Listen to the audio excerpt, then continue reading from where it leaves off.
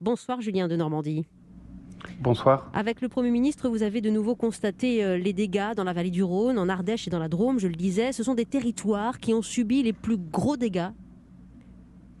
Ce sont des territoires qui ont été dramatiquement impactés.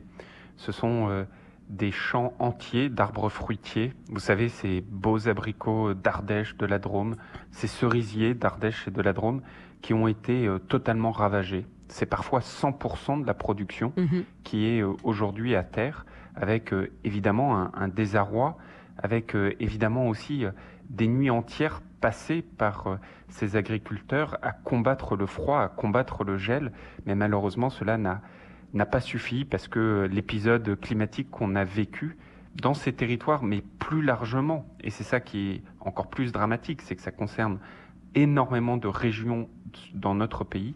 Cet épisode climatique, il a été absolument exceptionnel et il amène ces dégâts massifs pour nos cultures. Vous l'avez même qualifié d'inédit, cet épisode climatique pour la saison, aussi en Indre-et-Loire, dans le Vouvray qui a été particulièrement touché. Vous parlez des récoltes qui parfois ont été donc saccagées et touchées à 100%. J'insiste sur le parfois parce qu'il y a évidemment beaucoup de disparités face à cette catastrophe climatique. Du fait, vous allez en ce moment avec vos équipes faire un état des lieux pour pouvoir être au plus près de chaque situation, Julien de Normandie. Exactement. L'objectif, c'est de pouvoir mesurer dans le détail les dégâts, savoir exactement quelles sont les pertes de production, les pertes de revenus aussi pour les agriculteurs et ainsi pouvoir les accompagner. L'exercice est difficile, vous l'avez dit, parce que les territoires ont réagi de manière Bien différente. Ça sûr. dépend de la température qu'il y faisait, ça dépend de certains dispositifs qui pouvaient être disponibles.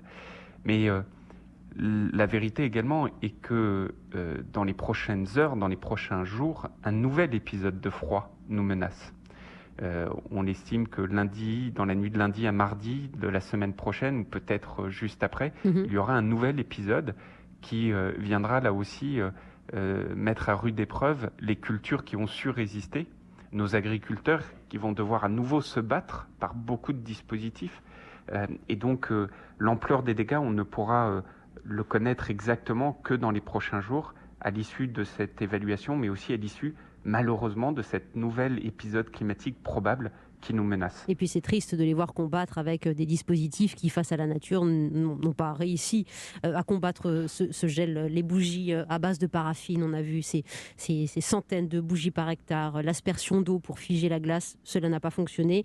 Et vous avez été face à ces agriculteurs dévastés ces dernières heures, Julien de Normandie. Et ce qu'il faut bien comprendre, c'est que l'événement climatique, il a été exceptionnel en 2 points. On l'a tous vécu. Il a fait très chaud pendant plusieurs jours.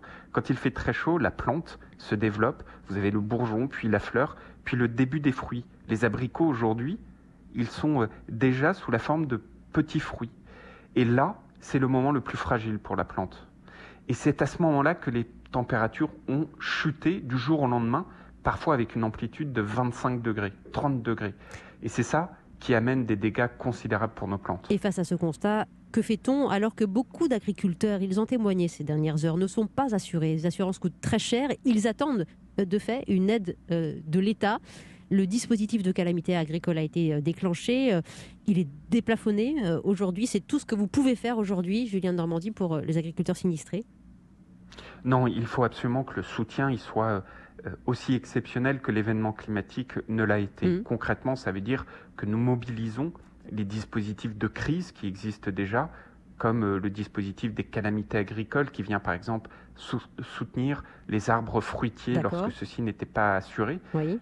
des dispositifs fiscaux, mais il nous faut aller plus loin. Le Premier ministre a annoncé que nous mettrons en place un fonds exceptionnel d'accompagnement dont nous allons, dans les tout prochains jours, définir le contour avec les professionnels en fonction des dégâts observés pour en définir également le montant. Et on souhaite mettre en place un fonds qui soit facilement opérationnel, facilement mobilisable Oui. et à la hauteur des dégâts que nous avons pu observer. L'interlocuteur que vous allez entendre maintenant, Julien Normandie, va peut-être vous permettre aussi d'aiguiller, de dessiner mieux les contours de ce fonds. Il s'agit de Bernard Fargès. Il est président du Conseil interprofessionnel du vin de Bordeaux. Le sud de la Gironde a été particulièrement touché par cet épisode. Écoutez-le lorsqu'il répond à Stéphane Place, notre correspondant dans la région, sur les aides justement.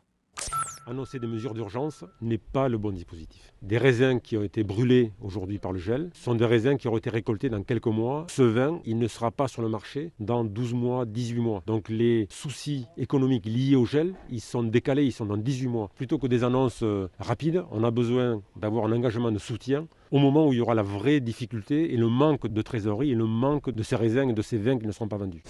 Vous rejoignez ce professionnel du vin, Julien Normandie ? Je le rejoins sur le fait que, évidemment, ce dispositif, il doit être discuté avec l'ensemble des professionnels.